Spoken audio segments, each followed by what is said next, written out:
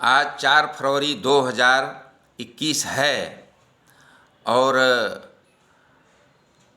आज के दिन हम देख रहे हैं कि किसान आंदोलन को चलते हुए 2 महीने बीत चुके हैं। दिल्ली राज्य की सीमाओं पर किसान आकर के धरना दिए हुए हैं, वे अपना आंदोलन कर रहे हैं, लेकिन वर्तमान भारतीय जनता पार्टी सरकार उनके प्रति संवेदनशील नहीं है और जैसी संवेदनशीलता प्रधानमंत्री के भाषणों में दिखाई देती है, क्योंकि उनका भाषण साधु महात्माओं की तरह का भाषण होता है, वास्तव में ज़मीनी हकीकत में वह संवेदनशीलता प्रधानमंत्री में नहीं दिखाई पड़ती।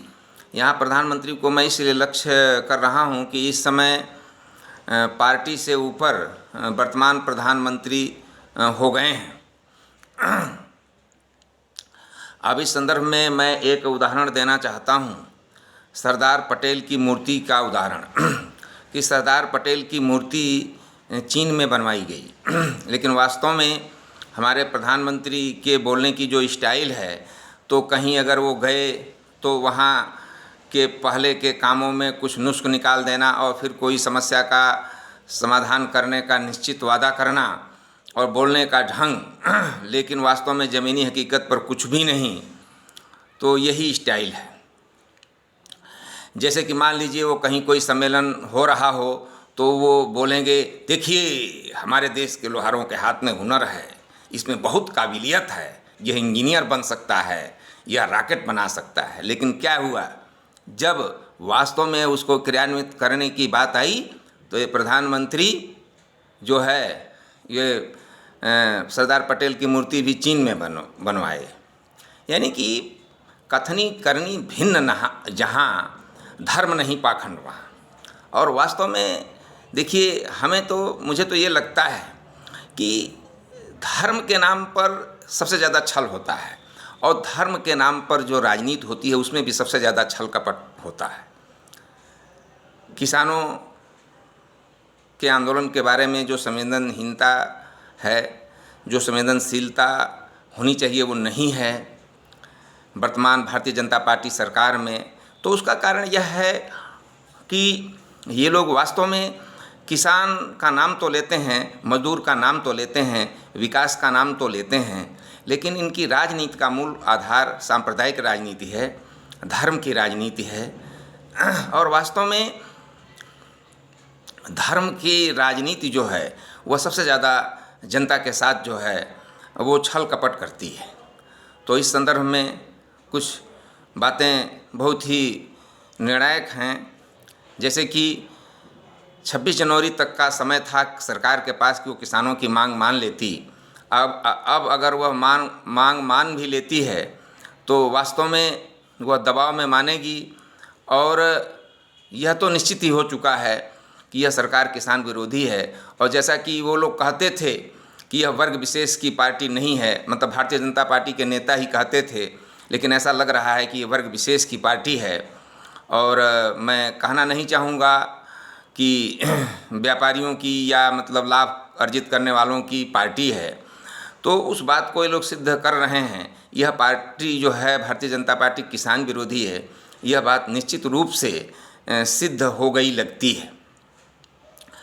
एक बात और इस संदर्भ में कहना होगा कि जो हमारा लोकतंत्र है और संसदीय लोकतंत्र है, और वास्तव में लोकतंत्र तो लोकतंत्र ही होता है, जो जवाहरलाल नेहरू ने जो संसदीय लोकतंत्र की परंपराएं स्थापित की थीं और जिस परंपरा पर देश चल रहा था, तो उसका जो है पूर्ण रूप से जो है एक तरह से हनन हो रहा है। संसदीय लोकतंत्र का उपहास जो है वो बनाया जा रहा है। जैसा कि कृषि मामलों के विशेषज्ञ सोमपाल शास्त्री जी ने कहा कि इससे पहले की जो भी सरकारें थीं वो पक्ष और विपक्ष को साथ में लेकर के चलती थीं, और उन्होंने इस बारे में नरसिम्हा राव की सरकार का उदाहरण दिया, तत्कालीन जनता दल की सरकार का उदाहरण दिया, वाजपेयी की सरकार का उदाहरण दिया, मनमोहन सिंह की सरकार का उदाहरण दिया कि संसदीय लोकतंत्र की जो परंपरा होती है कि पक्ष और विपक्ष सबको साथ में लेके चला जाता है, आलोचना भी सुनी जाती है, सबकी बातें भी सुनी जाती हैं, लेकिन यहाँ वास्तव में लोकतांत्रिक परंपराओं को बिल्कुल विखंडित किया जा रहा है, ऐसा हम देख रहे हैं।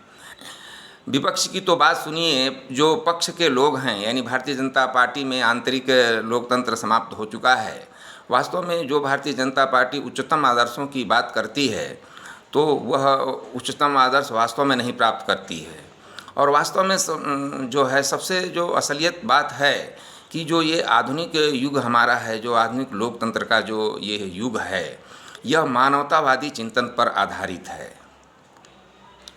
जैसा कि समाजशास्त्रियों ने कहा है कि जब आधुनिक युग का प्रारंभ यूरोप में हुआ तो धर्मनिरपेक्ष चिंतन से हुआ, मानवतावादी चिंतन से हुआ।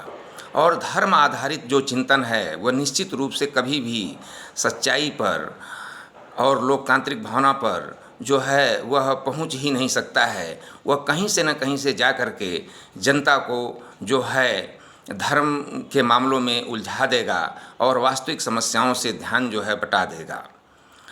ये जो भी आधुनिक मानव का विकास हुआ है, जो आधुनिक विश्व का विकास हुआ है, आधुनिक भारत का निर्माण हुआ है, यह लोकतांत्रिक परंपराओं के कारण ही हुआ है, आधुनिक लोकतंत्र में हुआ है। और जो लोकतांत्रिक समाज की अवधारणा है, जो जवाहरलाल नेहरू ने विकसित की थी लोकतांत्रिक समाज की अवधारणा, और जो लोक कल्याणकारी राज्य की अवधारणा विकसित किया हमारे देश के नेताओं ने, उसी के आधार पर इस आधुनिक भारत का निर्माण हुआ है। लेकिन उस संसदीय लोकतंत्र को तार तार किया जा रहा है और एक व्यक्ति जो है वह समूची सत्ता को अपने हाथ में केंद्रित करता जा रहा है, और यह सब कुछ धर्म के नाम पर किया जा रहा है। तो सत्य ही है कि कम्युनिस्ट विचारधारा सत्य ही कहती है कि धर्म अफीम के समान है, जो कि जनता के सोचने समझने की शक्ति को समाप्त कर देता है। जनता की जो स्थिति है वह विवेक शून्यता की स्थिति हो जाती है। तो वास्तव में लोकतंत्र को अगर सफल बनाना है तो देश में जागरूक नागरिक होने चाहिए, और ये जागरूक नागरिक सांप्रदायिक राजनीति के माहौल में कभी भी तैयार नहीं हो सकते हैं। ये जब मानवतावादी विचारधारा रहेगी, जब धर्मनिरपेक्ष विचारधारा रहेगी, तभी जो है स्वस्थ लोकतंत्र का निर्माण होगा। और मैं ये सचेत कर देना चाहता हूँ कि किसान आंदोलन के बारे में ये हमें जान लेना होगा कि किसान ही देश की आत्मा है। महात्मा गांधी को महात्मा किसानों के आंदोलन ने ही बनाया, और महात्मा गांधी का और भगत सिंह दोनों का लक्ष्य था किसानों और मजदूरों का राज स्थापित करना। तो हम उसके विपरीत दिशा में यदि जा रहे हैं तो वास्तव में हम अपने लोकतंत्र को ही नहीं खतरे में डाल रहे हैं, हम अपनी देश की एकता को और आज़ादी को भी खतरे में डाल रहे हैं। क्योंकि जवाहरलाल नेहरू का मानना था कि आज़ादी और एकता एक दूसरे के साथ चलते हैं।